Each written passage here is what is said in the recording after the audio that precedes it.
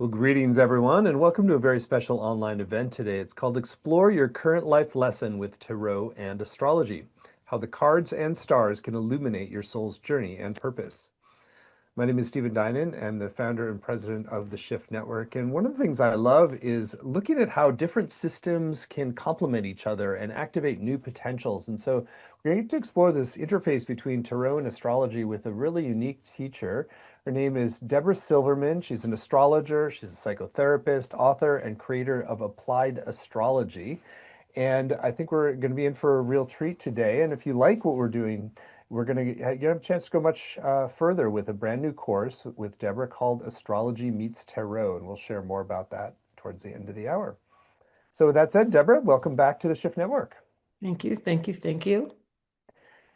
Great. Well, let's dive in. And I always like to start with a little bit of personal backstory and what really brought you into studying tarot and astrology and kind of looking at the interface between them as a way to understand the deeper tectonic plates of our psyche and how we grow. So it was very young, and I would call it a destiny line, which is in astrology. Just we all have destiny lines that drive us towards our purpose. And some of us sleepwalk through the story and don't really know where we're going and bump into it. And some of us get a very strong directive, a true north, which I have a feeling happened to you, and it happened to me. So at a very young age, I ended up in a tarot class. It's such a fun thought. It's a memory. I was somewhere in my early 20s in graduate school. I was studying clinical psychology, and I saw a class being taught, like an extra credit class at the university. And I took this tarot class, and I was captured by the wisdom of the elder who was teaching. I am now almost 70, so I've now considered myself an elder. So, not unlike when I met her and saw the body of information. She was at that time on the front cover of People magazine. She had been doing readings for all the celebrities. She was a well-known psychic, and I was allergic to psychics. I was going to graduate school learning psychology. So while I was obviously drawn through my destiny to magic, my left brain was like, what is this? And not long into the process, I discovered the unbelievable resource that told these stories. And then I found out, because I'd been studying astrology since I was a teenager, that it was directly woven into astrology and tarot. Now, since then, I kind of left tarot behind because I have 10 years, I've had a school, Applied Astrology, where people come and study with me and they don't believe in astrology. It's my new book. They don't really know what astrology is, but they take a risk because they like me or something. And in the midst of doing those 10 years, at the very end of the completion of this really solid school that I've created, I had this calling again come back. And it was simply about me getting a tarot deck. And then I started meditating on it, and this download happened. So that's what I'm going to share with you today. So it's been in my system, and probably like a lot of you listening, tarot sounded dippy, astrology sounded dippy. There's kind of like like we think of it as parlor tricks or as an ancient door that doesn't really have meaning. And yet the more that I've dived into it and really seen the results and the consistency and the reliability of it giving me directions, because I use it every day, I began to realize, uh-oh, what my left brain wanted to dismiss as a trick or a toy or a backroom kind of play game, my right brain started to really deeply dive into it and felt comfort from the consistent messages that were relayed to me. So now my new fascination, you're really helping me. This is my first time teaching this in public because I've done my astrology. I'm well known in the public for my astrology. And now I'm opening up this door that was, for me, left in the back room that I've now opened up and went, oh, now I remember why I was doing this way back when. So I'm thrilled to bring it into focus. Hmm. Well, fascinating backstory, and I mean, it's great you mentioned that you there was some skepticism you had because of a lot of that academic training sees these as, potentially marginal things. They're not rational, but actually when they endure for thousands of years, there's some deeper insights into how our psyches work, the symbol systems that guide us. So let's talk about how the primary signs of astrology line up with the tarot in some really interesting ways, this download that you got.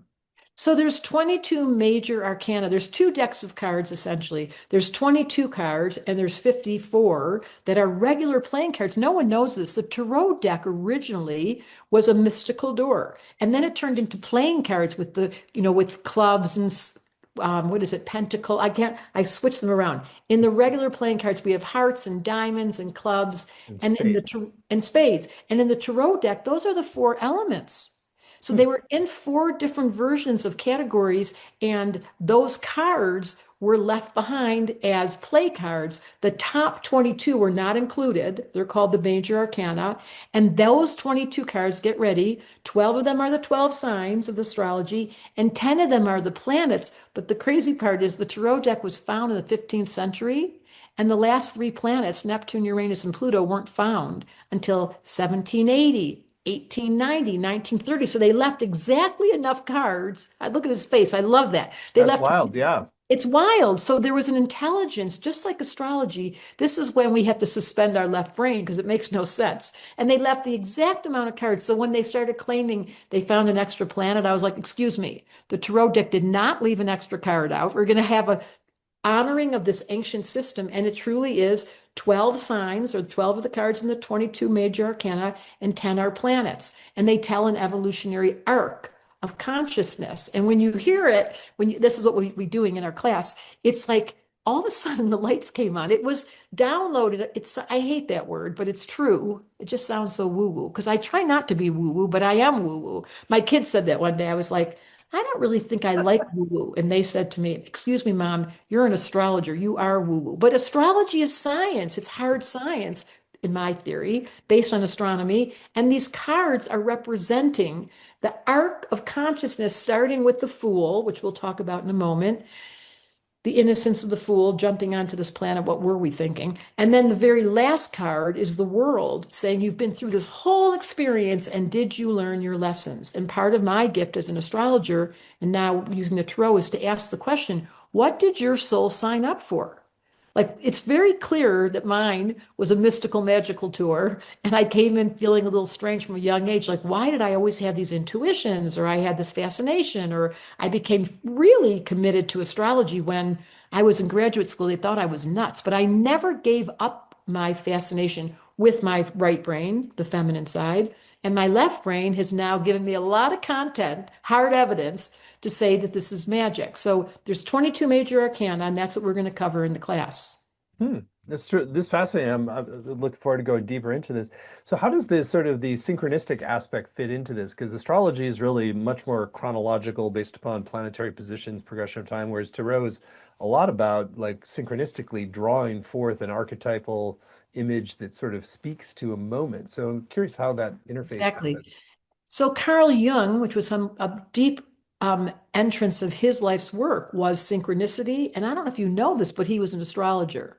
And he was quoted to say, psychology will be a dinosaur science until it includes astrology. So he was all about astrology and he was all about synchronicity. Now, we can't explain why you pick the exact card over and over again in a week because it keeps representing the simple issues you're dealing with. I don't have the answer, but I can say that synchronicity is at the root of the tarot, and astrology is not synchronicity. Astrology is 100% hard data. What time did it occur? What city were you in? What was your birth date? We execute a chart. Synchronicity is a mystery, and I think we should now, at this point in life, be willing to acknowledge that this life is a mystery. And that the quality of our left brain trying to make logic, I always say, since the last 10 years, logic left town. We're not working with logic anymore. We're working with the right brain, which is synchronicity, and it is allowing the mystery to be our primary source for being able to understand this place. Because the left brain, while it wants to make everything logical, has kind of left town. We have no more logic in our reality. We have a little bit, but what's really being leaned into, and this was the telepathy tapes when they came out, the giant response the collective had with the telepathy tapes is because that's right brain, that's intuition, that's synchronicity, that's not logic. It's when magic occurs. And magic is all over the tarot cards.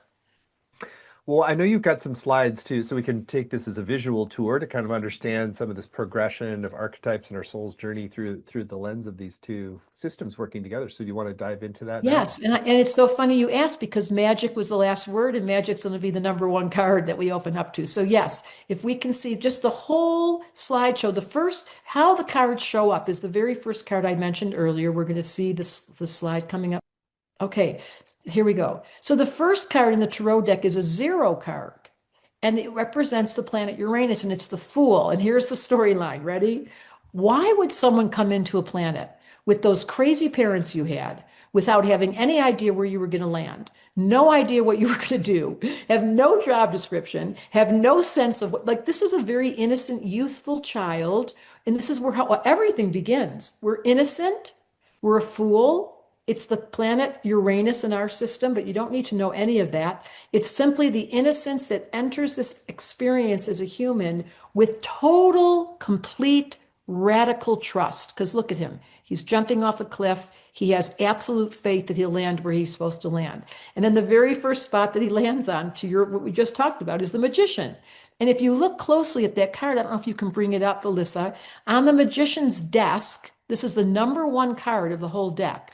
He has four elements sitting on his desk. So if we just look at that single picture, you're going to see that the very first stop in the tarot, in the evolution of consciousness, Mercury is what represents the magician. You start with the mind, and on his desk, I don't know if you can see that. There's pentacles, that's the 5-star. There's a cup, that's water. There's a sword, that's air. And there's a wand, that's fire.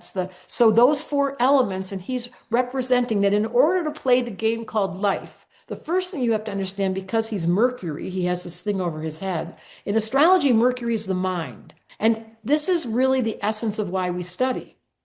So first you landed, it's so cute. The magician said, I'm going to tell you something. Your mind will make or break your experience down there. And as soon as you master, said the magician, the four elements in context to your mind, you're going to create magic. So that's the card where the entrance of this entire experience, after you jump off the cliff, the first thing you do is go visit the magician. He goes, okay, do you want to manifest on earth? Do you want to do your destiny? You're going to have to study, which is Mercury, and you're going to have to learn. And what's unfortunate is the resource of the tarot or magic or astrology, because it got left in the back room, numerology, understanding the chakras, I'm sure it's everything that Shift Network does, because there's a mystic in you, obviously, that's fascinated. We've got to reintroduce the magician's skill set, which is, and I wrote a book about it called The Missing Element, is learning about the four elements. And you're going to get the book if you take the class because it's everything. The first step is the magician.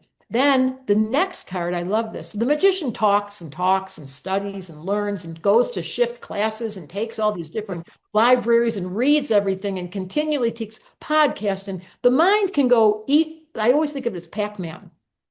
It wants to consume everything until you reach the mastery of the four elements. And then the next card is the high priestess. Now, this is interesting. So you just finished with this man talking his head off and teaching you everything you could possibly learn. And now you enter into the high priestess, who's the moon, which is in the dark. And she says, shh, you're going to have to learn to meditate because your mind is driving us all nuts. Raise your hand in this room if you've got a mind that drives you nuts. So the high priestess says, please, where's the off button? We can't go into this existence if we can't come back to the resource of the connection vertically. So this is really the card that represents going inside, studying, doing meditation, being in the dark, being quiet. And our society, if you can just do those first two cards, the magician and the high priestess, you got it made. So you can just take that home with you today. You don't even need the class. But it tells me if you've picked this card, it tells me that this moment in time is asking you to go in and pray and ask for help. Now, after you spend time, and I'm so in love with this card, those two are really, if I were to point to the whole 22 major arcana, just going to the magician, learning the elements, and then knowing how to shut off the mind is the answer to every question. However, the next card, get ready, is the Empress, and she's hungry. She's like, oh my God, enough of the spiritual shit. Can we just eat? Is there anything I can get and buy? Is there a house I can do? She is Venus. She is the manifestation of the physical plane. Now, in a perfect world, she'd have a great relationship with the high priestess. She'd go there regularly, a group of women. We all, how many women in this room know this one? She would go and she would do breathing and she would do sound healing and she would do, knowing how to have tea and having cacao ceremonies. And this is really the entrance of the priestess, the feminine side. And the whole tarot deck repeats over and over again. We must consult the right brain, which is the high priestess. Now, the empress is like, I don't want it to just be the right brain. I want it to show up in form. So, this is the card we use. We want to manifest in the earth plane, whether it's form of money, whether it's business, whether it's a man, because guess who comes right next? I'm here to help you, said the emperor. And this is the Aries card. He's like, okay, I heard you women. You are beautiful and you're manifesting and you give birth, and I want to provide all that I can. Now, if he's in tandem with his woman, with his female side, this is true of all of us on the planet. If our male side is dancing with the empress, who's consulting the high priestess, who is trained by the magician, we're going to have a sacred world. But if he's running on his own in the manifestation of war, because that's what the emperor represents, he is holding government structures.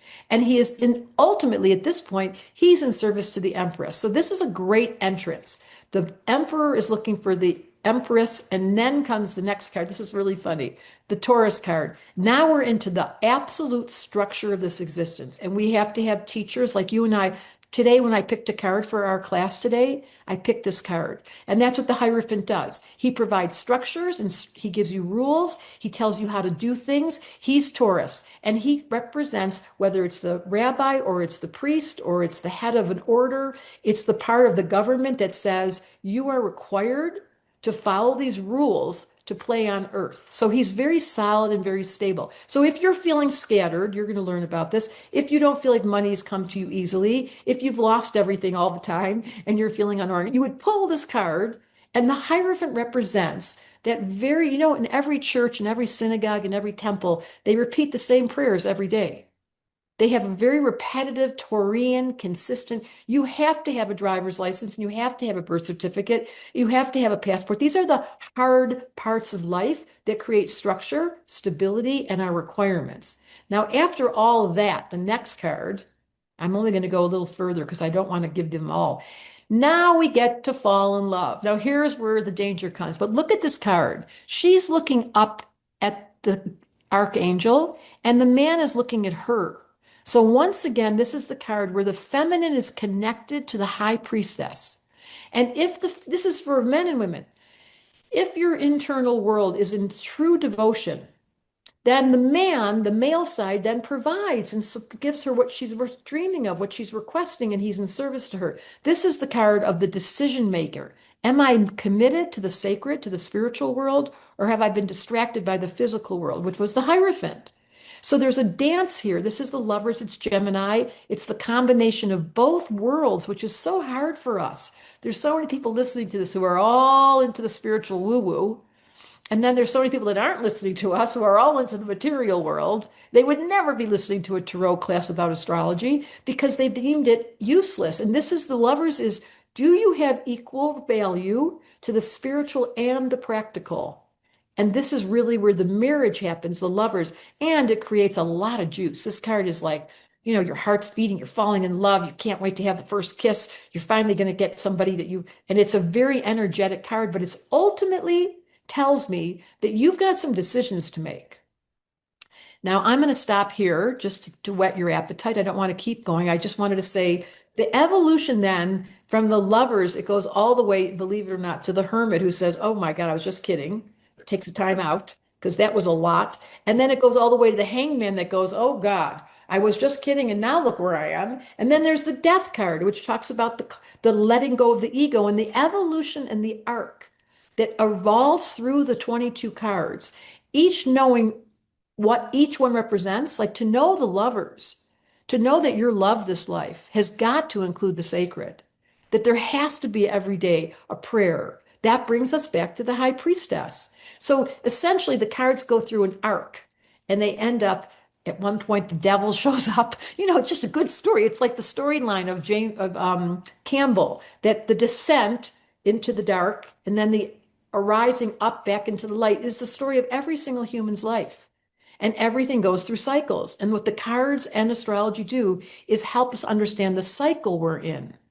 So part of what I'm going to do in this class is everyone in the room is going to start. I'm using it by numbers so you don't get caught with having to have a deck. Yes, when you do the class, you'll need a deck, but right now you don't. So I would say to you off the top, Stephen, don't answer this just off the top of your head. 0 to 22. If you had to pick a number off the top of your head, what would it be? 15. Perfect. So we're going to stop right there. When we do our exercise later in the session, I'm going to show you how 15 is relevant. But at the moment, all you need to know to your question is there's a synchronistic intuitive operator in your system that it got left out. For some reason, we got stuck in our left brains and it's not really working, is it? And there is a compassionate wisdom that's ancient that comes out of the tarot, out of astrology, out of numerology, out of our studies of the indigenous people based on the elements, that's longing to give us the medicine for the society that we're in that is so completely confused. Raise your hand if you're confused. Oh, look, everyone's raising their hand. That's because the left brain's been outdated. So we have to return to the resources of our right brain and the wisdom that's been carried across time to give us some comfort. And that's where I come in. Well, you have a wonderfully illuminating, very funny way of talking about these things, makes it memorable. And so, when you're so we understanding the different major arcana from a lens of astrology. So we have the pairing, like the magician and Mercury, gives us that kind of archetypal resonance. How do you then look at like your astrological chart and then maybe discern what kind of life lessons, evolutionary arc you laid out in terms of the tarot with that? So I don't want anyone in this room to get scared of astrology because it's scary. It's got so much jargon and so much language and so much confusion with numbers. That is my specialty. And I did design a school that made it like fourth grade level that takes you all the way to university. But at this point in this class, the astrology is woven in simply by the sign. So you named it. So there's the magician, and he's Mercury. And if you know anything about Mercury, in the olden days, it had wings on its feet. And if you push Mercury on the thermometer down, you can't get it to stay still. It's the part of everyone's psyche that wiggles and flies around and gets distracted with the magician. If that was your card, for example, it would say to you, uh-oh, your internal dialogue is interrupting whatever the issue is at hand. So we can use the cards with the astrology as symbology, but we don't use the chart. That's going to be Gotcha. much more complicated topic. And I really love my very highest value brought to you by the Hierophant is I love when things are practical. I Hmm. love when someone finishes our school or my classes and they say, that changed my life. Like not just new theory. And that's the Hierophant, one of my great heroes. If you think of it as Taurus, I have a lot of Taurus in my chart, and practicality is a high value of mine. Hmm. So it sounds like when part of when you're bringing forward a card or drawing a card or synchronistically, if I've named 15, so I assume that we're going to go into what that means in terms of the major arcana. So then that's sort of like the psyche synchronistically eliciting what's the medicine for the moment that we are neglecting, that we might need. And so it's sort of like here's what you need to see that you're not. Is that part of what you're Okay, can I just tell you the funniest thing? What card? I have to tell you now. Your card you picked, get ready, is the Capricorn card of the deck. It's I am a called the Devil. Capricorn. It's called the Devil. So what that card represents is you are bound to your mission at times at the expense of fun.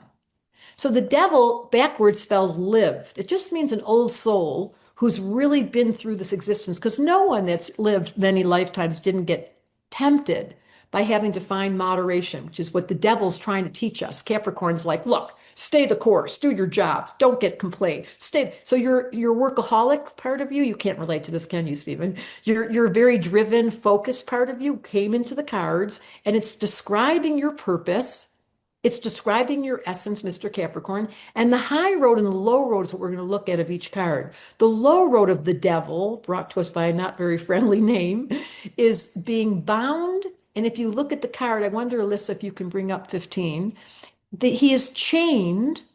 But if you look closely at the card, there's no lock on the chain. Hmm. So the question of a Capricorn is, are you bound by obligation? Are you feeling responsible because your mission's been so clearly defined for you that the fun factor got diminished? So the devil card, while I love this card, see, that's the problem. There's the death card, there's the devil card, there's cards that don't have friendly names, but it Yeah. doesn't That's unfortunate. But Capricorn also has a bad reputation of the card. It's just the card itself. If you look closely, and I know she's got another one that's bigger, I wonder if you can pull up the other card with just the picture. So you are based on the number you picked. I think it's so auspicious and so perfect. And again, synchronistic. Based on the number you picked, that card, when you look closely, there's a chain. And that is the feeling of Capricorn. And you can speak to this in your own experience. You are holding down the fort of shift network. You're grounded. However, if it's burdensome, which is what the devil would describe, and you're chained, then that becomes a really heavy version of it. If Mhm. it's, you know how to release the bondage by reframing that storyline to say, you know what? I love holding this responsibility. That's the high road of the Capricorn card. I can definitely relate to some of like that sense of over responsibility or carrying too many things because it's shift, family, properties, parents. There's a lot of things that I'm kind of been the end of the line for, and I've been actually just went to a kind of a micro festival that was very fun, and it was great not to have any responsibilities and just like and Exactly. open up to just enjoyment because I can get overly serious and overly disciplined about shouldering these things that I've taken on. Yes. So look closely. You see there again, there's a man and a woman. There's always duality built into the tarot deck. There's always a man and woman. And there's a chain. And if you look carefully at the chain, all they'd have to do is go and untake it off. So what you did having this weekend that you just described, you can stop sharing. That's so perfect. What you did in giving yourself the time out, that's the medicine. And we will be looking at the theme of your life, what's presently showing up in the cards, what's presently showing up in life, and then how do I give you the medicine to, and I would say to you, you have to go have fun. Hmm. And then return The to your doctor's orders, tarot orders is have more fun. yeah, I'm writing you a prescription. Yeah, and so then you return because you're never going to not be responsible, Stephen. That is your function in this life. That is what the cards suggest. So we're going to have different classes where we look at what's your purpose, what's the conflict, what's standing in your way, and you can ask the tarot that question with just the major arcana, and this is the way that we get wisdom. Hmm. I like that you're able to get below any sort of surface connotations we have with the devil to like the deeper dynamics or the psychological dynamics that are underneath it, spiritual dynamics as well. And so maybe you clarify a little bit. You were saying this is kind of my life lesson, sort of Capricorn, that's sort of baked into certain kind of tendency to be responsible and take on these different things. But and then the answers to a particular question of the moment or the medicine of the moment. How are you sort of so for me, like this is sort of calling this forth is like eliciting the kind of life pattern and also what do I The need medicine, in this right. moment? So each class, there'll be a question being posed. You're going to ask a question, answer, get the answer. There's a high road and a low road. The low road of the devil is the burden, where someone's really feeling like the Mhm. obligations have weighted them down. And the high road is the fun. No one ever tells you the devil has a sense of humor. And Capricorns have a really funny sense of humor. It's dry, it's not obvious. You got to be close to them, but they find humor. And that's what lightens the load. And so all I'm looking at in the arc of the human condition and baked into the tarot is when we accept our fate. This is really the card you picked. Hmm. When we fall in love with what doesn't, the devil, it doesn't look positive. And when you reframe it and you step back, I call it the observer. This is all the class is about, turning on the observer. So this is my karma, said the Capricorn who picked the Capricorn card. So I need to rewrite my interpretation of my parents' care, Hmm. properties, my family, and shift. And then you take a time out. This is the homework for shift for the particular card. You take a time out and you come back in refreshed, like, okay, I do love my job. And this is a big part. The same thing with the lover's card. Choosing, big part of the tarot deck is making a choice and realizing it's sacred to have the privilege to serve this planet. And when you recalibrate your commitment to being here, which is the number 11 card, if any of you picked a number in your head, it's the justice card. We commit, we sign the papers, and then right after that card comes the hangman. Like once you commit to marriage, you're like, oh my God, I've got to give up my, but this is what the cards speak to. And then comes right before, it's just the evolution from the number 10 to number 16. And that's true in life from 10 years old to 16. Life gets really tricky and it starts to get challenging. And then we have the death card, and then we have the devil card, and then we have the hangman. And all of that is an invitation to everyone listening. How committed are you to loving your life and remembering why you're here? Because it's a one-way trip. Once you sign up, once justice gives you the commitment to being here, you have to wait for the whole movie to get out of here. So the question is, how much are you enjoying it? And my specialty is the fun factor. You're so fun to when you describe all this as well. I want to take some time to really invite the audience to participate in the way that they can with what you're saying is sort of illuminate the deeper meaning and find the high road in your life path. What can you do right now that would sort of Very easy, yes. So we refer back to the high priestess. So there's a exercise that I teach, and I do this in all my meditations where, and we can do it right now. Is that what you're requesting as a sure, yes. yeah. So just I want you just to sit upright in your seat and feel your spine or your posture just getting a little taller in honor because you're walking into a temple. We're going to go in to see the high priestess. And I often bow my head when I walk into a temple, and sometimes I put my hand on my heart. This is the way that I practice. And I say out loud, I want to give my life to my higher self. I want to allow the infusion of my soul to take over my ego and find the marriage between the two.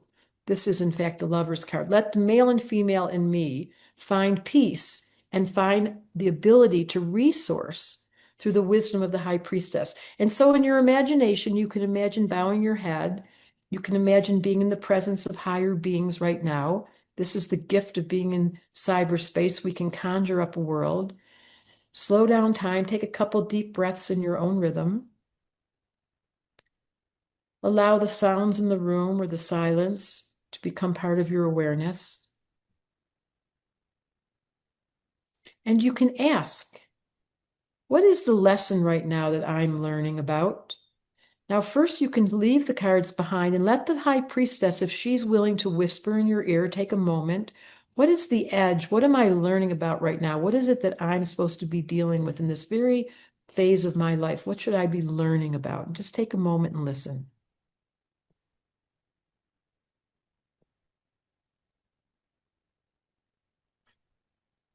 And then have them repeat it once more. What am I supposed to be learning?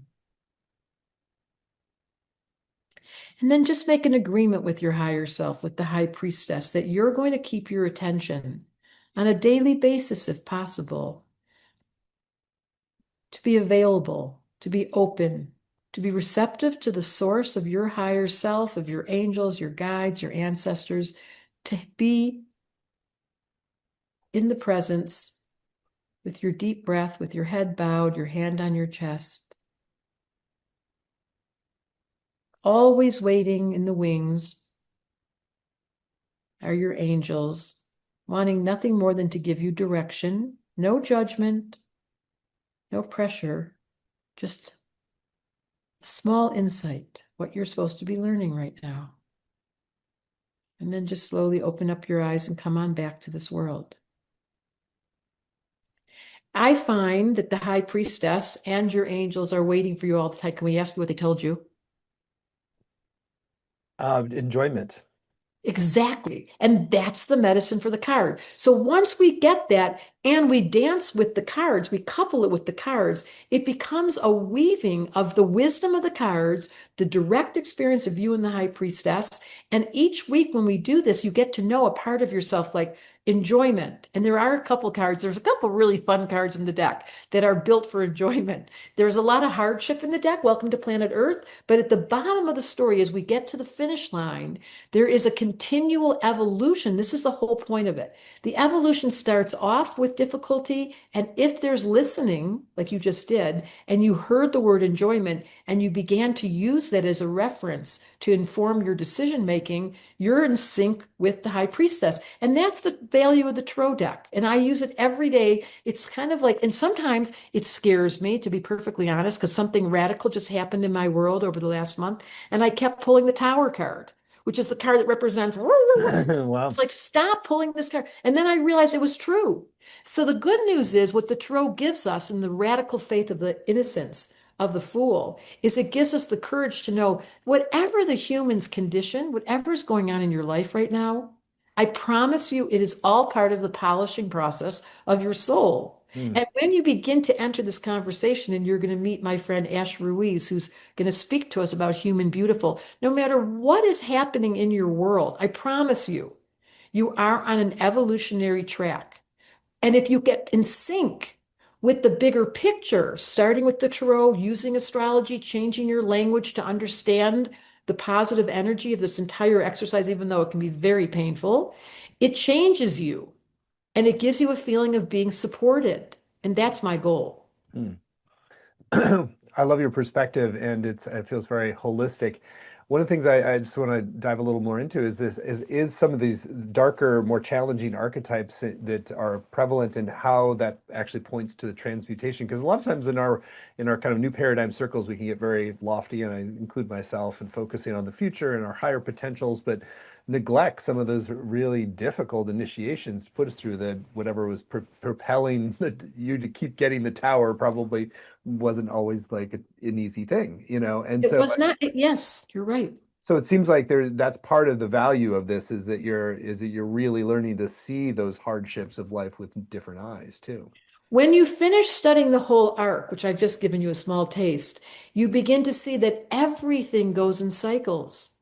And when the wisdom of the cards, which is these ancient resources that came through, they were the witches, they were the beings that had studied across time, that had wisdom indigenous pass through to them. You realize everything has been seen before. Everything goes in cycles. And what if we had the wisdom of our higher self, of the high priestess, to resource and know in fact that the hard part, because it was true. And not only did I pick the tower card, but I picked the death card. And I was like, and it kept, and that's what happens. You'll notice as we go on through the 9 weeks, the seven or nine, however long that is, they keep repeating themselves. And then finally I realized, okay, don't make this wrong. And that's the power of the wisdom that comes through these cards. Hmm. Everything keeps on moving. Hmm. So, do you recommend then like a daily practice? Because then you start to see these A repetitive hundred percent. patterns, and you're Yes. really clear that it's not just randomized at a certain point. Totally. And all you have to do is get it. We included that in the directions. You get a tarot deck, you pull out just the major arcana. There's great value to the minor. It's much more detailed, but this is the wisdom of the archetypes. This is what Jung talked about. There are archetypes that describe eras and phases and purpose and lessons that repeat themselves like a broken record. Everything goes in circles and we repeat ourselves. Now, hopefully it's in a spiral and it's going upward. And that's my goal, is to assist you to take the difficulty of your life you're in. It could be that you're so sad and you're dealing with the moon a lot. It could be that you're dealing with so much anger and that would be the emperor and you can't figure out what to do with it. It could be that you're dealing with Neptune and which is the hangman, and things are so confusing. And once you recognize it and you find the high road and the low road, which is what we'll present, you reframe it. And the most important thing, I'm going to say it again, which was the lover's card, is choice. Is it the sacred or the mundane? Am I stuck on the mundane and how horrible it is? Or do I remember that the sacred put this whole story in place for me to refine my soul? Like that's the point of being existing on planet Earth, is everyone comes in watching the evolution. And as an almost 70-year-old, I can tell you it's gotten so much easier as I've gotten older. And that's my prayer, is that you'll learn the cards and realize that all these cycles are just cycles. They come and they go. Honestly, it just keeps moving if you're in the flow. I want to ask you another question about synchronicity, and really like understanding that in a deeper way psychologically. How is that like actually a portal into these deeper, subterranean parts of our being and awareness? It's such a great question. I was recently in New York City walking down the street. Thank God I was with someone, because you're not going to believe the story. Three people within half an hour recognized me. One was my high school boyfriend. One was a woman that works for me in Italy. One was a client that I hadn't seen in years. And it was within one, I was totally lost, by the way. So it was a complete synchronistic opportunity where life said, we got you. And that reminds me every time those things happen. It was so wild, as you can imagine.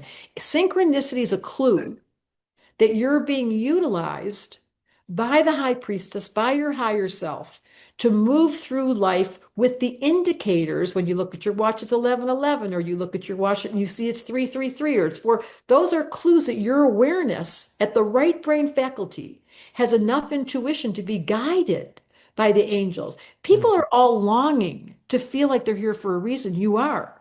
But Mhm. until you hook up, synchronicity is your evidence that things Mhm. are on your team. But if you're not finding synchronistic and you're not in the flow, what the tarot does is give you back to, oh, right. I remember now. I got stuck so hard with that devil card with the 15 that I've been so bound by my responsibilities. I've lost my lighthearted spirit and I can't even recognize when good things are happening because I'm so caught. And that's my intention of this class, to help loosen up and remind you that human beautiful, the quality of the human, can you imagine? We learn from getting it wrong. I wish they would have told us this in the beginning. Like, you I come love down, that. It's a simple get it. phrase, but it means a lot. We learn from getting it wrong. Yeah. That's how we Or do we it used to down say here. we're failing our way to success. Exactly. And that's what the tarot cards really, really describe. And so my job as a teacher, as a spiritual teacher, is to say to you, no matter how bad your story is, no matter how stuck you feel, because that's definitely in the cards, you will be able to find the path with the synchronicity, with the angels, with the promise of doing it every day. You just put your attention on your heart.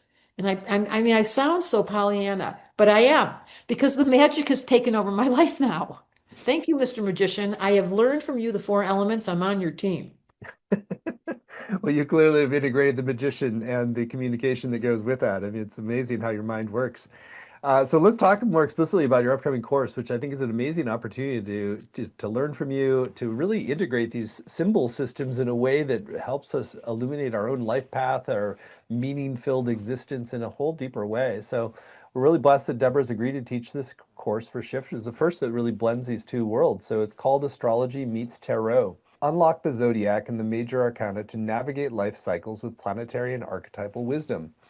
So it's very aligned with what we've been discussing here today, but it goes deeper into the experiential domains, really makes it a path of awakening and transformation for you.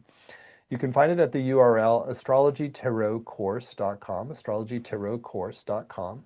There are no prerequisites. It's a 7-week program. And Deborah, I'd love for you to share some of your intentions for what people will come away with. So we're going to take a deep dive. Let's just, since we talked about the first three cards, I'm going to ask you about the Fool. Like, where did your innocence go? Are you still interested in this place? Have we torn down the walls of joy and made you kind of stalemated and a little bit heavy? Because that's what happens when the fool leaves. We don't take risks. We don't trust. We think people aren't to be, my heart got broken too many times. I'm not open. So we're going to go through each card and then we're going to get to the magician. And I'm going to really download for you. You've got to master the four elements, which is so each week, there's only three cards each week. This one week, I think there's four, and we go through them. And I ask these questions to actually identify your relationship with that energy. And then I ask some questions at the end of each class to see where you are in your steps. So it's a progression. It's a real description. Like knowing the lover's card is all about profane versus sacred everywhere you go. Are you in love? And if you've lost your love because you're captured by the mundane, and it's gotten all discolored, I'm going to start a little fire. I'm going to recapture your love affair. That's what my job is. I'm a fire starter. Love that. So module 1 is called Understand the Archetypal Wisdom of the Fool, the Magician, and the High Priestess, the Foundations of Tarot and the Human Journey. Yes. And can you imagine recovering the fool? Remember when you were little and everything was so fresh and new? And I'm going to have practices for you to go back and recover. Where did that go? Because I still have a fool. I mean, I don't mind admitting that I'm kind of crazy. But if you've lost that innocence, and then the high priestess, I'm going to teach you how to go back in to resource through your higher self. That's a very important role. And my four elements is at the center. My book, The Missing Element, is the shortcut.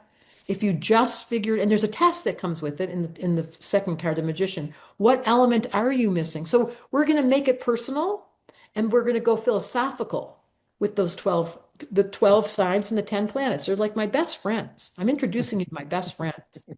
I love that. Module 2, Balancing Pleasure, Rules, Decisions, and Love. The Empress, the Emperor, the Hierophant, and the Lovers. You just heard it today. It's so fun. Have you gotten burdened by the practical world, said the Empress, because she's so captured by how she looks or doesn't look or how she doesn't have money? And have you lost your faith in men? The Emperor, that he will come and protect you and take care of you? That's your male side. And have you given yourself over to the responsibility? Because if you're not grounded, Hierophant, you can't find anything and you're off planet. And then the lovers. I'm going to do it again. Are you in love? So that's, you just go, these cards are like the archetypes of the human condition, as is the 12 signs. But when you add the planets, we have 22 themes all the way to the end. The last card is the world, and the last card says now. The world has either exhausted you, the last card just was like, oh, or you've learned so much wisdom as you went to your eldership that you become the teacher. And the world realizes whatever's going on for you is a representation for our whole family. You Mm. took one for the team. That's the last card of the deck. You took on this human experience because you wanted to help our family. Mm. Whether you think you're doing well or not is not the point. The point is there wisdom? Have you learned anything? And I'm going to pose those questions. Mm. Well, yeah, it's really clear as you speak. It's like these are 22 different dimensions of the human journey, and when you really integrate all of them, then you are become the wise elder of the world. So, module three, staying grounded, courageous, and thoughtful when navigating matters of the heart, the chariot, strength, and the hermit. Because right after you fall, it's so funny. Right after you fall in love with the lovers, the next card is the chariot, which is super emotional. Now, raise your hand if you've gotten captured by love and been so emotional you were out of control and you're riding the chariot going, oh my God, oh my God. And then comes the strength card where you have to stick your hand in the mouth of a lion and have courage. And so, if any of you are lacking courage or your creativity went away or your fun factor, that's strength. That's the Leo card. And then after the Leo card, tell me who comes next. Is it the hermit? The hermit, yes. And then this is so funny. And then after all that drama, the emotional body riding the current, and then the Leo card with all the drama, then the hermit goes, can we stop? He's back to the high priest. He's like, there is so much noise. I need a timeout. Tell the kids to go to sleep. So the hermit card is a phase of people's lives where they stop seeing people. They're living alone. They've isolated. They're studying. They're in university. And we identify the high road and the low road. So each of these, you see the seasons that come with. Module four, understanding and making peace with karmic agreements, the wheel of fortune, justice, and the hangman. So that's so much fun. The Wheel of Fortune is kismet. Life brought you your wife and your dog and those kids and those parents. That was the Wheel of Fortune. You at some point after the hermit, you were like, leave me alone. They go, okay, can you play with us? All right. And they play this card and you find out your destiny. And after the Wheel of Fortune, who comes right after the Wheel of Fortune? Justice. Justice. Now you're getting married. Ha ha. So now you make the commitment. Okay, you said, I'm going to sign on the dotted lines. I'm coming in for the whole meal deal. I'm committing for my whole life. This is so funny. And then right after justice, number 12 is, The hangman. and then you're like, what did I do? And that's the card where you surrender. You learn the practice back to the high priestess. The hangman and the high priestess are very close friends because he's upside down. He's in a church. He's like the Christ energy saying, okay, I sacrificed myself. I gave myself away. I'm going to go back to the priestess because I didn't get the lesson. Fascinating. Module five then goes into surrendering the ego to experience true love, death, temperance, and the devil. So then, can you believe then comes death? After you get married, you finally realize that you have to hang yourself to let go of your ego, and then you have to really be willing to make the love of your children more important than you. That's the death card. People misinterpret the death card all the time. I love this card.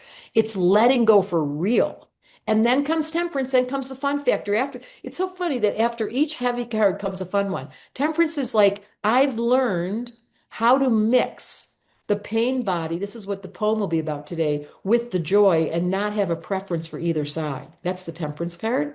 And then after the temperance comes, The devil. yeah, now we're bound. Now that we've completely given ourselves over to the marriage and we've completely given ourselves over to our true love, now we're bound. And this is what you saw with Stephen. This is your destiny line. And are you going to do it with love and delight? Do you have fun? Do you know how to insert fun? People don't understand the devil has a sense of humor. I always say that. Okay, Well, keep going. devilry is all about creating some positive mischief, right? Yes. So, module six, turn the poison of pain into wisdom, the tower, the star, and the moon. So then comes the tower. This is where if you did need to get divorced or you do need to break down or the business does need to change, the tower card comes in and says, you're not letting go, so I'll help you. It's what the world right now is going through. I think of the whole world right now as the tower. Like we needed a change, but we didn't. So they're shaking up the whole thing. So that tower card is the ultimate change card for good or for bad. It's not always bad. I kept pulling it. And then I realized that my business needed a refresher. And while it felt scary, it's the best thing that ever happened. And after the tower comes the The star. star. And now the star. Here comes the astrologer saying, this is where the philosophy, from here on out, by the way, you guys, it gets very positive. You look up and you begin to study. What is the cosmic imprint that I'm carrying this life? And can I remember? So the star is all about the integration of metaphysics and studying and being able to really endure the pain, because the bigger the spirit, the bigger the lesson. But if you can look up and keep your optimism, that's the sign of evolution. And then comes the moon. Hmm. So now, shh, said the high priestess. She does it again. The moon and the high priestess are very related. Like, okay, you guys, be quiet. Do you have faith in the creator? Do you know how to go into your dream time? Can you hear the voice of those that are dead? Do you feel the ancestors around you? This is the card. I love this card. It's the quintessential female card. And back to the feminine principle that's steeped inside of this deck of cards, saying you must know how to go to sleep at night into the dream time with your prayers. Hmm. And finally, we conclude with Module 7, Embrace Your Life as a Playground for Evolving with the Sun, Judgment, and the World.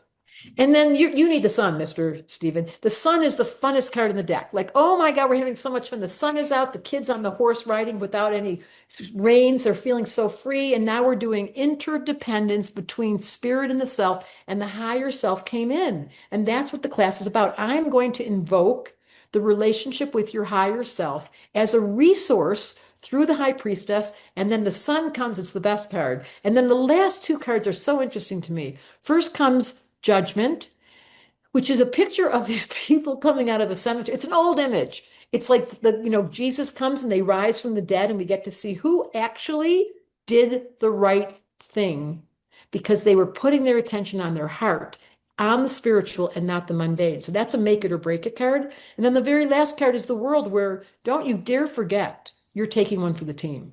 It's not just you. You think that your story is so bad, so is mine. You want to hear what happened to me? So the very last card is the final recognition that, oh, this whole karmic lesson of incarnation is being done for my family. It's not just my own soul's evolution, it's for the soul's evolution of our entire species. So I want to be here. I love to be here, not because Deborah likes it. I find this planet very strange. However, what I've really integrated with these cards is I am in love with the design. Einstein said it the best. God's not playing with dice. This is not a random occurrence. This didn't happen out of nowhere. This is an organized system, but it sure is a rocky road. Well, you have such a delightful and brilliant way of illuminating these deeper dynamics and offering a pathway that's very integrated and whole. So thank you, Deborah, for that tour, which I know is just a glimpse of what's going to be happening in each module. So again, the whole program is laid out in more detail at astrologytarotcourse.com, astrologytarotcourse.com. So we just described the 7 90-minute live sessions with Deborah, which are going to be jam-packed with lots of cool insights, information, and the process of you beginning to work with a deck in this transformational way that really empowers your journey. You'll also get recordings of every session because there's lots of good information to return to and to go deeper with. You'll get video and audio recordings, word for word transcripts. There's weekly exercises for inquiry and action. There's a Facebook community to support you and deepen your experience, as well as small group time to connect with other participants. Deborah has also been very generous with bonuses in this program, so you can find a number of them on the page. There's one called The Missing Element. That's my book. PDF of the book. You want to share more? This sounds like it's a It's the channeling of the magician magician. lifetime. Yes, you see, I love how you remembered it. It's the magician giving you the four elements, and it starts with the test, and that's how we'll figure out your missing element. And there'll be a question answer period for some people who get lucky, and their chart will come on the screen, and I'll use the chart like in your case, I did look at your chart before I got here to know how strong your purpose was. It didn't surprise me you picked the devil, that your purpose is so strong, and I will be able to facilitate the marriage or the connection because there is a connection between astrology and the tarot. But to learn astrology, you got to come to my school. There we go. That's just one bonus. Sounds like a great one to have that full PDF of the book. Then we also have a second bonus, a PDF on the moon secret guidance called the Progressed Moon Guide. Why is the Progressed Moon very important to understand? Progress Moon is like a secret sauce. I feel like you're giving away all my secrets. I was just going to go look at where yours is. The Progress Moon has to do with cycles that we go through. And so you can listen to this particular moon, Progress Moon audio, and you will learn how to do it, even if you don't know any astrology at all. And it really does describe the cycle that you're in. It's kind of like a shortcut. Cool. So those are all bonuses that you're going to automatically get. And then there's one bonus that you'll get only if you sign up by midnight tonight. We always like to do this to dangle a little extra enticement to make your decision now while you have the most information and connection to what Deborah's been sharing. And yeah, really tune in if this is the right next step for you. You're going to get a special bonus, which is called Healing the Father Wound, 7 astrological classes. Very robust bonus. It's full video teachings to awaken a new archetype. Deborah, more on healing the father wound. It's unbelievable. It's 7 days of 7 men where I interview them, and they're all the new version of the emperor. They're giving us examples of men who honor the feminine, and that is what's missing on our planet. So I did do that to encourage the positive, optimistic belief that there really are men like yourself. There's so many out there, and we say so many mean things about men because it's gotten so discolored. However, our job is to rewrite the script, and that video series definitely helps. Very important service, and I've been feeling some call in that direction myself to do more work around that. So, what a beautiful extra reason to sign up. So, we've kept the investment for this program very accessible, given how robust the whole journey is going to be. It's just 3 payments of $128, or you save 10% when you pay in full with one payment of $349. The course is going to start November 12th and run Wednesdays at 1 Pacific, 4 Eastern. And even if you can't make the live times, you still will get the full value with the recordings, the transcripts, and also participating in the community. There's some great testimonials on the page from graduates of Deborah's previous programs at Shift. And yeah, some great testimonials from people like Winona LaDuke, Sean Korn, Colette Barron Reed. People obviously love Deborah and the work that she's bringing forward. So you are in good hands, and you will have a wonderful adventure to the frontiers of your depths of your psyche and your purpose and your playfulness, and to really integrate the full spectrum of your humanness. I So, think it's so funny that it's during Mercury retrograde. And so, for all of you that left tarot behind, like you were interested when you were younger, or you've played with it, but we're going to be able to go back into a retrograde era during November to review what was left behind in that magical doorway. a time to reclaim. So, you're reclaiming the magic. So beautiful. It's all at astrologytarotcourse.com, and you'll get that special bonus when on healing the father wound if you sign up by midnight tonight. And then we have my good friend Ash Ruiz, who is a he is a magician, and he's going to recite a poem. Great. Well, let's close with that. And deep bow of gratitude first to you, Deborah and Ash. Thanks so much for bringing us to a poetic close here. And he'll be with us in each class, so you'll always be hearing his poems and his singing because he makes our hearts open. Thank you so much. This poem in honor of the Temperance card is called Human Beautiful. Human being, yes. Human becoming, that too, but mostly human beautiful. Human dreaming, human awakening, that too, but mostly human beautiful. You are in the arms of those who love you the most, in the heart of the peace you held so dear, one with the wind you longed for. There's no horizon in your eyes. You are the endless sky, ever present, always here. Countless lives were touched by your light, and countless more by your wounds. You gave permission for the ugliness we share to exist as beautiful too, to exist as lovable too, to exist as something worthy of a deep and honest welcome. Vulnerability, truly was your superpower. No one has ever said the word fuck like you did. Fucking amazing, fucking wild, fucking beautiful. Oh my fucking God, I'm so grateful I got to meet you in the silence.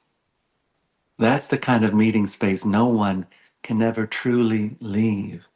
Blessed to know. Blessed to know, blessed to know our eyes met in the vast immediacy of a great mystery, somehow aware of itself now. Those moments are this moment. Those moments are this moment.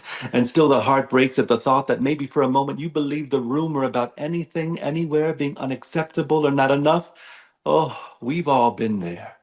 We've all been everywhere. And it just might happen again that we frequent those distorted corridors again and again, hold hands a bit tighter, hold time a bit lighter, and breathe easy that even in the unimaginable hurt of an empty seat and an empty bed and an empty feeling in your chest, fullness dances to the tune of joy, befriending death. And all is well. As we grieve, all is well with our tears. All is well. Unanswered questions and never picking up the pieces. All is well. Human being. Yes. Human becoming. That too. But mostly human, beautiful, human dreaming. Human awakening. That too. But mostly human, beautiful, human breathing. Yes, human dying, that too, but mostly human beautiful, mostly human beautiful. Woo! That was epic. Thank you. Awesome, Thank Ash. you. What a beautiful transmission. Human Thank you beautiful. so very Thank you much. That's for being an embodiment of human beautiful for us. Yay. And that's thank So you, honored. Deborah, that's for being true. this wild, deep, juicy ride You through the got it. tarot archetypes and all of our human condition and liberating more about who we are to be here so joyfully and playfully. So thank you.